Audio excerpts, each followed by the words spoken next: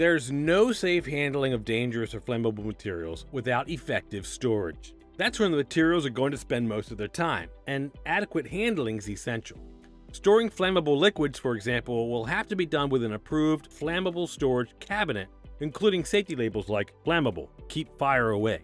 The containers themselves have to be approved and rated for each material. According to OSHA, only approved containers and portable tanks shall be used for storage and handling of flammable liquids. Approved safety cans or Department of Transportation approved containers shall be used for the handling and use of flammable liquids in quantities of 5 gallons or less, except that this shall not apply to those flammable liquid materials which are highly viscid, extremely hard to pour, which may be used and handled in original shipping containers. For quantities of 1 gallon or less, the original container may be used for storage, use, and handling of flammable liquids.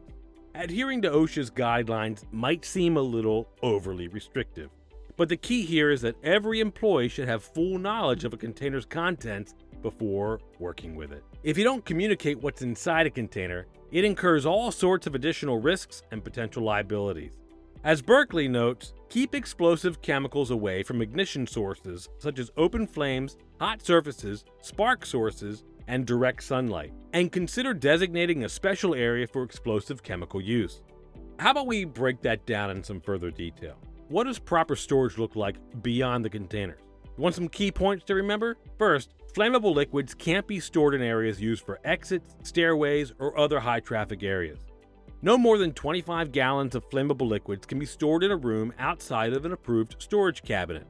Quantities of flammable liquid exceeding 25 gallons have to be stored in a cabinet that meets OSHA requirements.